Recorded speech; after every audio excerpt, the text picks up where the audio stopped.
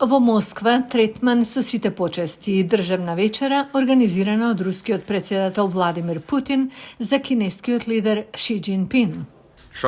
Како постојани членки на Советот за безбедност на Обединетите нации, Кина и Русија ќе продолжат да работат со меѓународната заедница за цврсто да ги заштитат основните норми на меѓународните односи, засновани на целите и принципите на повелбата на ООН. Ши повика на дипломатско решение во Украина, за кое Путин вели дека го поддржува. Веруваме дека многу точки од мировниот план на Кина се во синхронизација со руските пристапи и би можеле да формираат основа за мирно решение, кога Западот и Киев ќе бидат подготвени за тоа. Сепак, се уште не гледаме таква подготвеност од нивна страна. Белата куќа го отфрли тврдењето на Путин.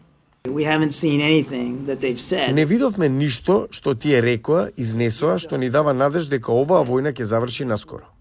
Пред средбата Путин-Ши САД предупредија против прекин на огнот со посредство на Кина, велејќи дека тоа ќе ги ратификува руските придобивки на терен во Украина.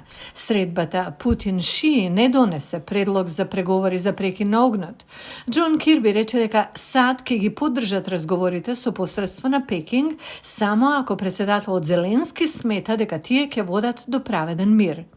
За украинскиот лидер тоа значи дека нема отстапки за територијата што ја анектираше Путин. Се сомневам дека русите би се согласиле на тој услов.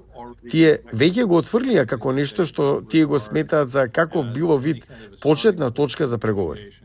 Зеленски во вторникот се сретна со Фумио Кишида. Јапонскиот премиер беше последниот лидер од меѓународната заедница кој беше во ненајавена посета на Киев. Јапонија головуе. Со оглед на моќта на Јапонија, незиното лидерство во Азија во одбраната на мирот и меѓународниот поредок, заснован на правила, и одговорноста на Токио како председавач со Г7, нашите разговори навистина може да дадат глобален резултат. По неговата средба со Путин, можен е телефонски разговор на Ши со Зеленски, но тоа не е потврдено.